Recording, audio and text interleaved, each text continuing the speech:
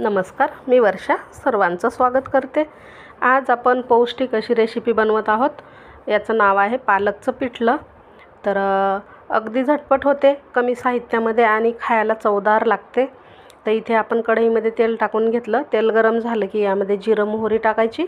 जिरं मोहरी छान फुलली की मग बारीक चिरलेला एक कांदा तो सुद्धा या तेलावरती परतून घ्यायचा। कढीपत्ता टाकायचा आणि इथे हे हिरवी मिरची आणि लसणाचं वाटण टाकायचं। पाणी न टाकता आपण हिरवी मिरची आणि लसूण मिक्सरवरती जाडसर असं वाटून घेतलं।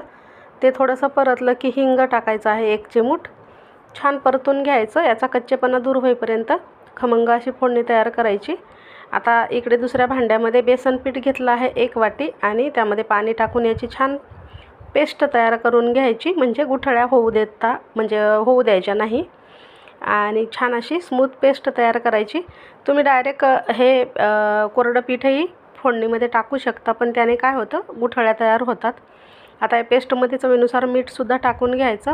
पालक निवडून स्वच्छ धुवून बारीक चिरून घेतला आहे। आता या फोडणीमध्ये आपण बारीक चिरलेला कोथिंबीर, हळद आणि थोडंसं लाल तिखट सुद्धा टाकायचं। यातच बारीक चिरलेला पालक सुद्धा टाकून घ्यायचा। थोडासा परतून घ्यायचा। पालक शिजायला फार वेळ लागत नाही बघा, 1-2 मिनिटांमध्ये छान असा हा शिजला जातो। आता पालक थोडासा परतून झालाय की मग ही बेसनची पेस्ट यामध्ये टाकायची आहे। थोडंसं पाणी सुद्धा टाकायचं, म्हणजे हे पिठलं छान शिजेल इतपत पाणी टाकायचं आणि याला छान असं ढवळून घ्यायचं।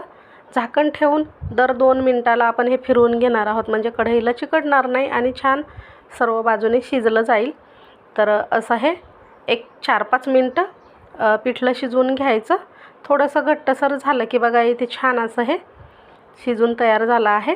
मस्त लागते। भाकरीबरोबर, चपातीबरोबर किंवा भाताबरोबरही तुम्ही खाऊ शकता। भाजीला जेव्हा काही घरात नसेल तर नक्की असं पिठलं करून बघा। भेटू नवीन व्हिडिओमध्ये।